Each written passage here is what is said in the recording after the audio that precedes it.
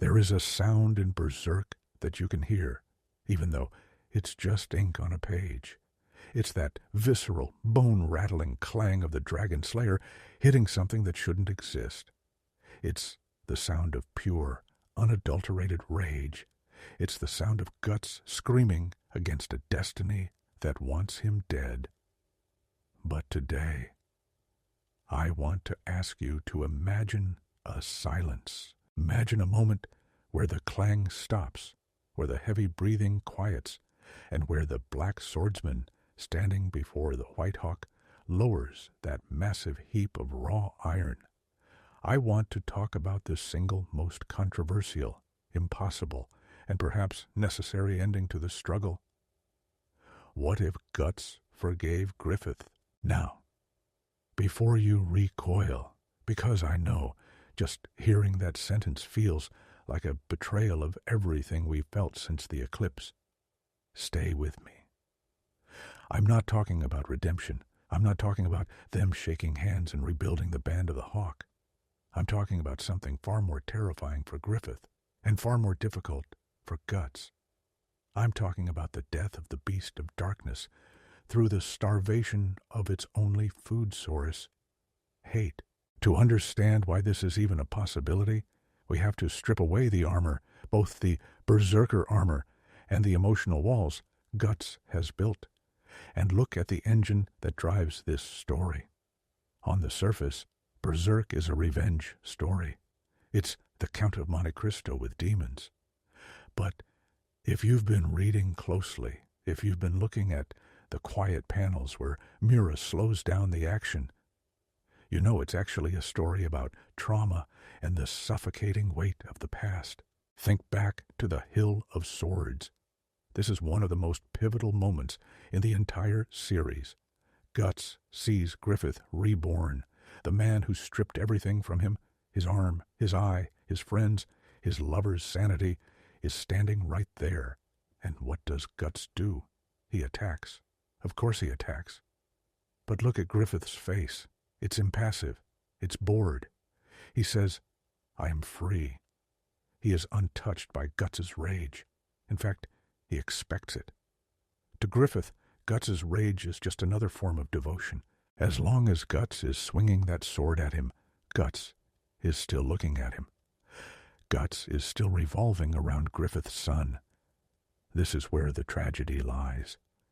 In the Golden Age, Guts left the Band of the Hawk because he wanted to be Griffith's equal. He remembered Griffith's words at the fountain, that a true friend is someone who follows their own dream, someone who doesn't just cling to another's.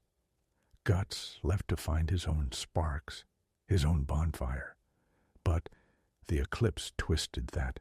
By branding Guts, Griffith essentially said, You will never leave me again. Your life belongs to my dream. And by dedicating his life to revenge, Guts fell right back into the trap. He is still living for Griffith. He is living to kill him, yes, but Griffith is still the center of his universe. So, imagine the seismic shift if Guts decided to step out of that orbit. We have to talk about the beast of darkness.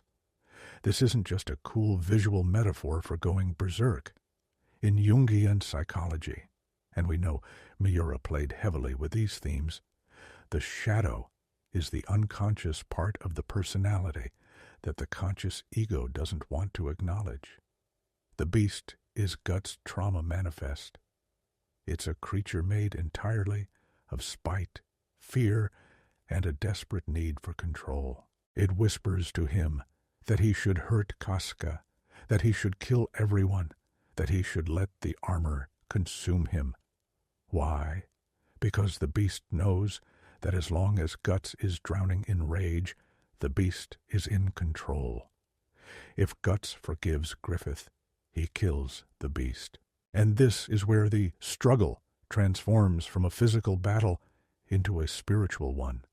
The Japanese term often used for Guts is aragao, to struggle, to resist. Usually, we see this as resisting death. But the ultimate struggle for Guts isn't survival. He's already good at that. The ultimate struggle is resisting the urge to become a monster himself. Nietzsche warned us, he who fights with monsters should look to it that he himself does not become a monster. And if you gaze long into an abyss, the abyss also gazes into you. Guts has been staring into the abyss of Griffith for years. The beast of darkness is the abyss staring back. Forgiveness, in this context, isn't saying what you did was okay. It's saying what you did no longer controls me. It is the act of cauterizing the wound, not with fire, but with acceptance of the scar. Let's look at the cracks in the blade. Remember when Godot, the blacksmith, told Guts that the dragon slayer would eventually break because of the hairline cracks forming in the metal? He wasn't just talking about the sword, he was talking about Guts. A man fueled only by hate is brittle. He can hit hard, but he shatters easily. We saw this when Casca was returned to sanity. Guts wasn't the raging warrior in that moment. He was terrified, vulnerable, shaking. That is the human Guts, the Guts that the beast of darkness wants to suppress. If Guts chooses to let go of his revenge, he isn't giving up. He is evolving. He is realizing that the bonfire of dreams he sought in the Golden Age was never about conquest. It was about connection. It was about Judeau, Pippin, Corcus, and Casca. By chasing Griffith, he is honoring their deaths, sure, but he is neglecting the only thing that actually matters, the survivors. Now, consider the brand of sacrifice. It bleeds when apostles are near. It is a beacon of ownership. It ties Guts to the interstices, the layer between the physical and astral worlds. It marks him as food for the dark. But the brand also reacts to Guts' emotions. It throbs with his fear and his rage. There is a theory, one that keeps me up at night, that the brand's power is partly sustained by the victim's acknowledgement of it.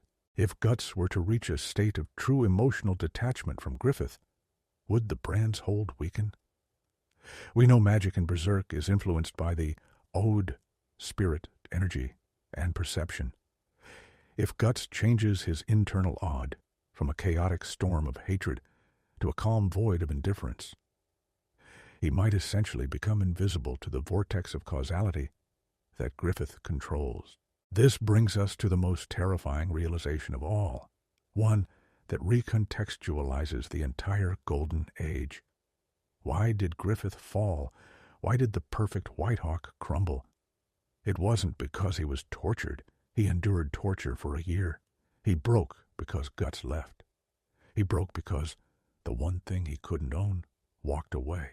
Griffith's psychology is built on narcissism and absolute control. He needs to be the object of everyone's desire or everyone's envy. Love him or hate him, you must be obsessed with him. That is his food. The eclipse was the ultimate tantrum of a godchild who couldn't handle rejection. He sacrificed everything to force the world to look at him again, to force Guts to look at him again. If Guts forgives him, if Guts looks at Femto, the god hand, the king of longing, and sees nothing but a stone in the road, it would be the one injury Griffith cannot heal from. It would be a rejection far more total than the one in the snow all those years ago. It wouldn't be Guts walking away to find a dream. It would be Guts walking away because Griffith doesn't matter. Can you imagine the panel? The dragon slayer sheathed, the black swordsman turning his back on the god.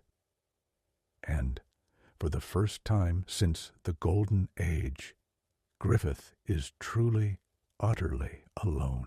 But getting there is the hard part, because the world of Berserk is cruel. It demands blood for blood. The laws of causality seem to dictate that a sword stroke must be met with a sword stroke. For Guts to choose otherwise would be to defy the genre itself. It would be to defy the expectations of the audience who want to see Griffith suffer And maybe that's the point. Maybe Mura was teaching us that the desire for revenge is just another chain, binding us to the things we hate. We look at Guts, and we see our own struggles. We see the unfairness of life, the trauma we didn't ask for, the brands we carry on our own psyches. And we want Guts to smash the source of that pain. We want the catharsis of violence. But what if the true catharsis is peace? What if the hardest thing Guts ever has to do isn't swinging a 400-pound sword, but simply opening his hand and letting go? This brings us to a precipice. Because if Guts lets go, what happens to the story?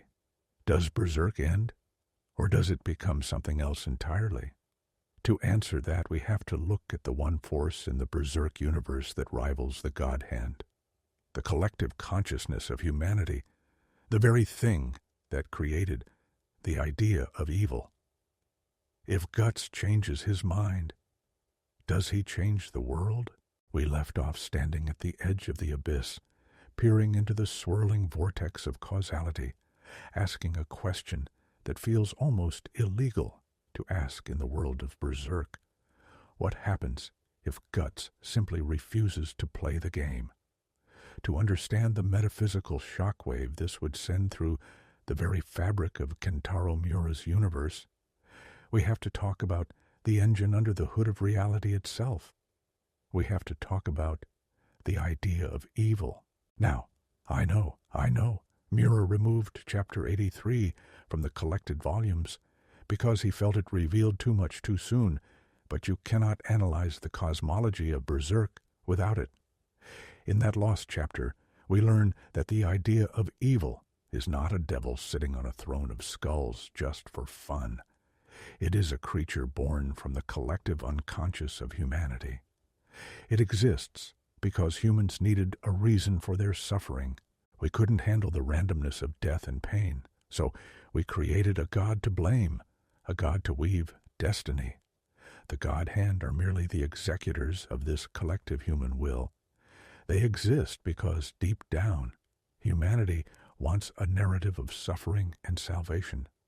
Griffith, as the Hawk of Light, is the ultimate manifestation of that desire, a messianic figure created to lead humanity, but to lead them through a path paved with corpses. He is the answer to the world's desperate prayer for a ruler. So, where does Guts fit into this machinery? The Skull Knight calls him the struggler, a fish that leaps out of the river of causality. But every time Guts swings his sword in anger, he isn't leaping out of the river, he is splashing in it. He is creating the very chaos and violence that feeds the idea of evil. Violence breeds fear, fear breeds reliance on saviors, and reliance on saviors strengthens Griffith. It is a closed loop, a perfect trap. But forgiveness? Forgiveness is the glitch in the matrix. The idea of evil operates on the principle that humans are slaves to their desires and their pain. It accounts for ambition, for hatred, for despair. It does not account for a human who looks at the source of their ultimate trauma and says, I choose peace. If Guts forgives Griffith, he effectively steps outside the logic of the Berserk universe. He becomes something the God Hand cannot predict and cannot control. He ceases to be a character in a tragedy and becomes the author of his own life. This is the only way to truly defeat an enemy who manipulates fate. You have to stop acting like a puppet on the strings of your own emotions. Think about the Skull Knight for a moment. He is the warning sign flashing neon red in Guts' face. King Geyserik, the man who consumed Behelitz, who has been fighting the God Hand for 1,000 years. And what has he achieved? He has delayed them, annoyed them, perhaps struck a few blows, but he hasn't stopped them. He is a husk, hollow armor animated by vengeance and regret. He is what happens when you let the struggle consume you completely. He lost his humanity to preserve his war. If Guts continues down the path of the Black Swordsman, the best-case scenario, the absolute best case, is that he becomes the next Skull Knight. An eternal wraith fighting a war that can never be won because the war itself sustains the enemy. Miura was showing us the dead end of revenge through Geiserik. He was screaming at us, "Look, this is the end of that road." If Guts wants a different ending, he has to walk a different path.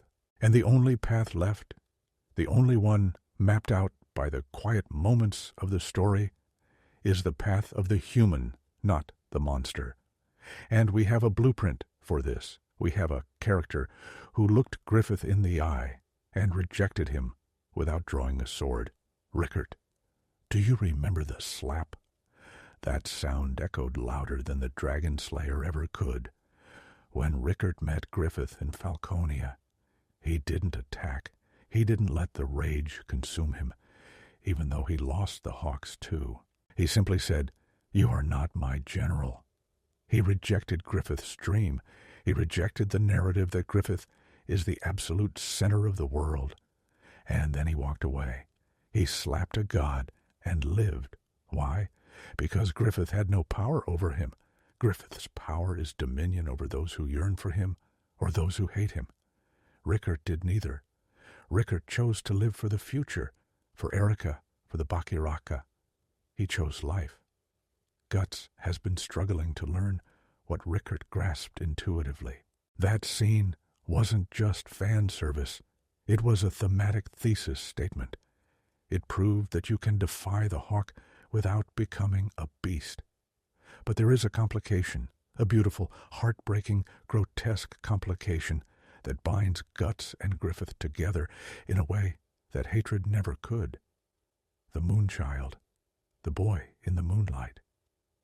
We know now with heartbreaking certainty that the boy is the fusion of Guts and Casca's corrupted child and Griffith's vessel. They share a body. Under the full moon, the god fades and the child emerges, instinctively seeking his parents. This is Miura's genius stroke. It makes the kill Griffith option impossible. If Guts kills Griffith, he kills his own son. He kills the one innocent thing that survived the eclipse. He kills the only tangible link left between him and Casca that isn't made of trauma. The Dragon Slayer cannot solve this. You cannot cut the Griffith out of the boy. If Guts swings that sword, he completes the tragedy. He repeats the mistake of the Golden Age, sacrificing what is precious for the sake of a goal. But if he forgives, if he refuses to fight, imagine the final confrontation. Not a battlefield soaked in blood, but a confrontation of souls. Griffith, the absolute being, confronted by the child inside him, the child who loves Guts and Casca. If Guts projects hatred, Griffith can use that. Griffith understands hatred. He is born of it. But if Guts projects love, love for his son, pity for the hollow shell that Griffith has become, that is an energy Griffith has no defense against. The Moonchild's influence might overwhelm the Hawk. We've seen the boy take control before. The warmth of the parents could be the key to locking away the Hawk forever, leaving only the boy. The victory wouldn't be the death of Griffith. It would be the reclamation of the sun. It would be Guts and Casca saving the one thing the eclipse tried to destroy. This brings us to Casca. For so long she was a plot device, a broken doll that Guts had to protect. But since her return, we see the reality of her trauma. She can't even look at Guts without remembering the horror. As long as Guts is the Black Swordsman, dripping with blood and darkness, he is a walking trigger for her PTSD. He reminds her of the monsters. For Casca to heal, Guts has to change. He has to wash off the blood. He has to put down the sword. He has to become the Guts of the Bonfire of Dreams speech.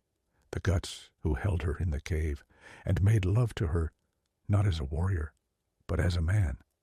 Forgiveness is the requirement for their relationship to survive. You cannot build a home on a foundation of vengeance.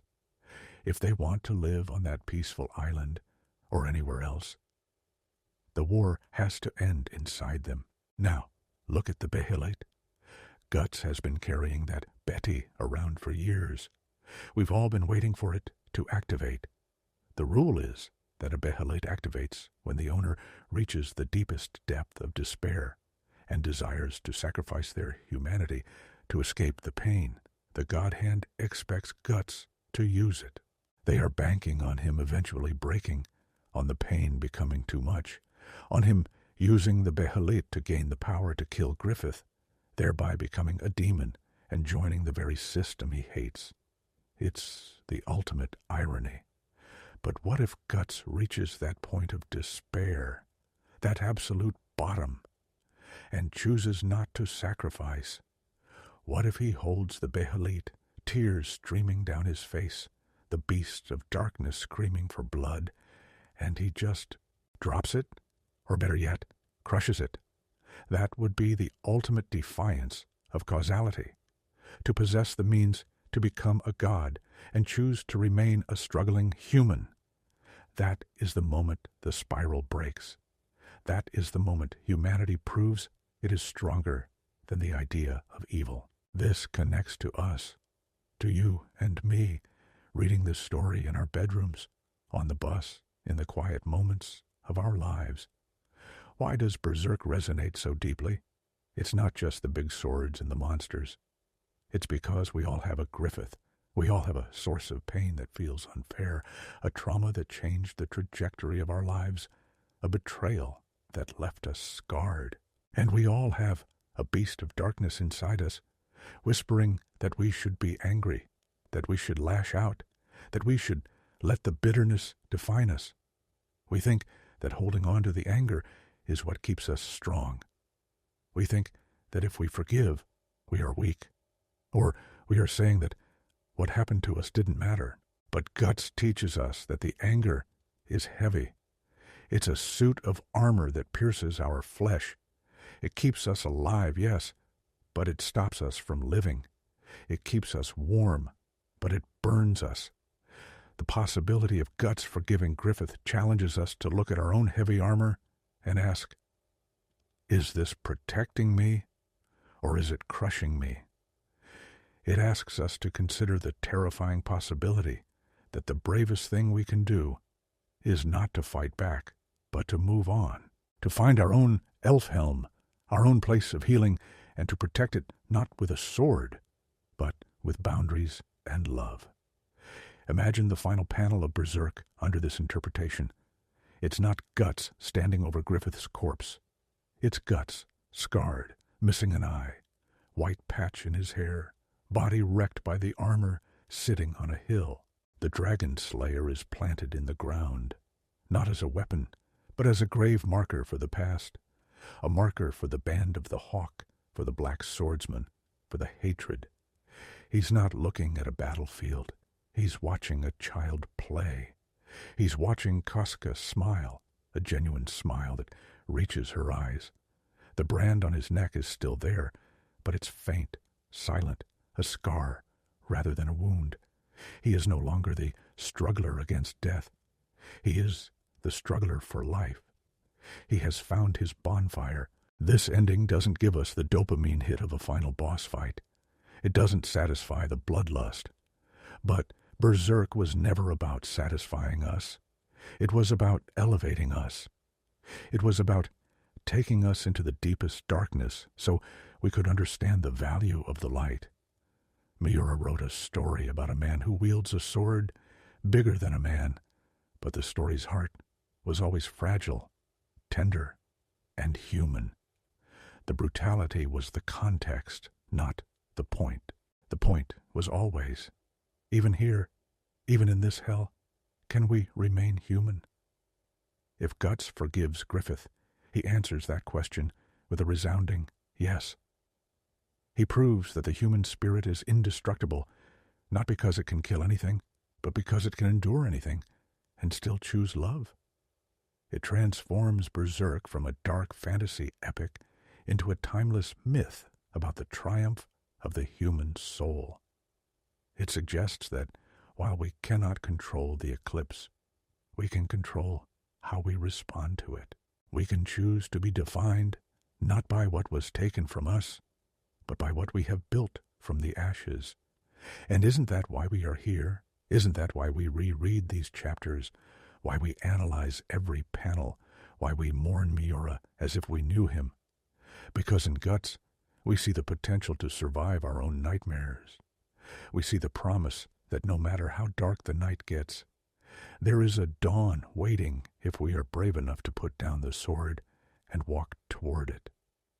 We are all strugglers. We are all wandering through the fog, but we are not alone. We have this story. We have this community. And perhaps, somewhere in the ink and the imagination, we have a version of Guts who finally found rest. So, the next time you feel the weight of your own dragon slayer, the next time the beast of darkness whispers in your ear, remember the black swordsman, remember the struggle, and dare to ask yourself, what if I put it down? What if I choose to be free? Thank you for walking this path with me. Thank you for staring into the abyss and finding the light. Keep struggling, fellow travelers. The bonfire is waiting